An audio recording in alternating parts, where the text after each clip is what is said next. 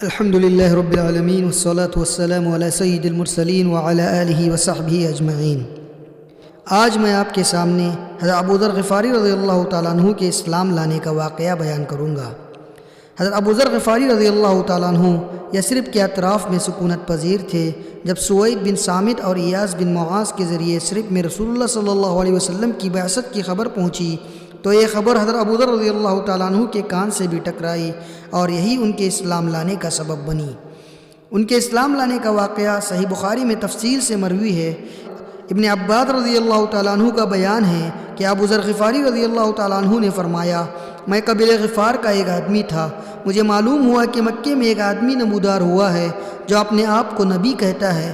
میں نے اپنے بھائی سے کہا تم اس آدمی کے پاس جاؤ اور اس سے بات کرو اور میرے پاس اس کی خبر لاؤ۔ وہ گیا، ملاقات کی اور واپس آیا۔ میں نے پوچھا کیا خبر لائے ہو؟ بولا خدا کی قسم میں نے ایک ایسا آدمی دیکھا ہے جو بھلائی کا حکم دیتا ہے اور برائی سے روکتا ہے۔ میں نے کہا تم نے تشفی بخش خبر نہیں دی۔ آخر میں نے خود توشہ اٹھایا اور مکے کے لیے چل پڑا اور وہاں پہنچ گیا، لیکن آپ صلی اللہ علیہ وسلم کو پہچانتا نہ تھا اور یہ بھی گوارا نہ تھا کہ آپ کے متعلق کسی سے پوچھوں۔ چنانچہ میں زمزم کا پانی پیتا اور مسجد حرام میں پڑا رہتا۔ آخر میرے پاس سے حضرت علی رضی اللہ تعالیٰ عنہ کا گزر ہوا، کہنے لگے اے آدمی اجنبی معلوم ہوتے ہو؟ میں نے کہا جی ہاں۔ انہوں نے کہا اچھا تو گھر چلو۔ میں ان کے ساتھ چل پڑا۔ نہ وہ مجھ سے کچھ پوچھ رہے تھے نہ میں ان سے کچھ پوچھ رہا تھا اور نہ انہیں کچھ بتا ہی رہا تھا۔ صبح ہوئی تو میں اس ارادے سے پھر مسجد حرام گیا کہ آپ صلی اللہ علیہ وسلم کے متعلق دریافت کروں، لیکن کوئی نہ تھا جو مجھے آپ صلی اللہ علیہ وسلم کے متعلق کچھ بتاتا۔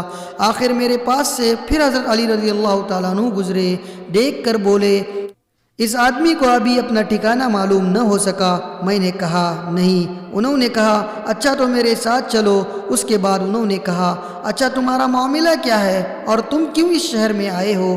میں نے کہا آپ رازداری سے کام لیں تو بتاؤں۔ انہوں نے کہا ٹھیک ہے میں ایسا ہی کروں گا۔ میں نے کہا مجھے معلوم ہوا ہے کہ یہاں ایک آدمی نمودار ہوا ہے جو اپنے آپ کو اللہ کا نبی بتاتا ہے۔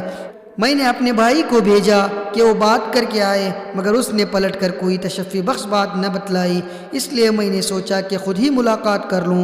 حضرت علی رضی اللہ تعالیٰ عنہ نے کہا بھائی تم صحیح جگہ پہنچے، دیکھو میرا رخ انہی کی طرف ہے، جہاں میں داخل ہوں گا تم بھی وہاں داخل ہو جانا، اور ہاں اگر میں کسی ایسے شخص کو دیکھوں جس سے تمہارے لیے خطرہ ہے تو میں دیوار کی طرف ٹیک لگا کر کھڑا رہوں گا، گویا اپنا جوتا ٹھیک کر رہا ہوں، لیکن تم راستہ چلتے رہنا۔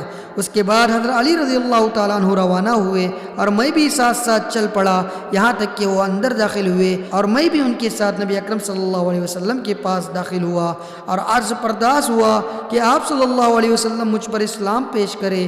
آپ صلی اللہ علیہ وسلم نے اسلام پیش فرمایا اور میں وہی مسلمان ہو گیا۔ اس کے بعد آپ صلی اللہ علیہ وسلم نے مجھ سے فرمایا اے ابوذر اس معاملے کو پس پردہ رکھو اور اپنے علاقے میں واپس چلے جاؤ، جب ہمارے ظہور کی خبر ملے تو آ جانا۔ میں نے کہا اس ذات کی قسم جس نے آپ کو حق کے ساتھ مبعوث فرمایا ہے، میں تو ان کے درمیان ببانگ دوحل اس کا اعلان کروں گا۔ اس کے بعد میں مسجد حرام آیا، قریش موجود تھے۔ میں نے کہا قریش کے لوگوں اشہد ان لا الہ الا اللہ واشہد ان محمدا عبدہ ورسولہ، میں شہادت دیتا ہوں کہ اللہ کے سوا کوئی معبود نہیں اور میں شہادت دیتا ہوں کہ محمد صلی اللہ علیہ وسلم اللہ کے بندے اور رسول ہیں۔ لوگوں نے کہا اٹھو اس بے دین کی خبر لو۔ لوگ اٹھ پڑے اور مجھے اس قدر مارا کہ میں مر جاؤں، لیکن حضرت عباس رضی اللہ تعالیٰ عنہ نے مجھے بچایا۔ انہوں نے مجھے جھک کر دیکھا، پھر قریش کی طرف پلٹ کر بولے تمہاری بربادی ہو، تم لوگ غفار کے ایک آدمی کو مارے دے رہے ہو، حالانکہ تمہاری تجارت گاہ اور گزرگاہ غفار ہی سے ہو کر جاتی ہے۔ اس پر لوگ مجھے چھوڑ کر ہٹ گئے۔ دوسرے دن صبح ہوئی تو پھر میں وہی گیا اور جو کچھ کل کہا تھا آج پھر وہی کہا، اور لوگوں نے پھر کہا کہ اٹھو اس بے دین کی خبر لو۔ اس کے بعد پھر میرے ساتھ وہی ہوا جو کل ہو چکا تھا، اور آج بھی حضرت عباس رضی اللہ تعالیٰ عنہ ہی نے مجھے بچایا اور مجھ پر جھکے، پھر ویسی ہی بات کہی جیسی کل کہی تھی۔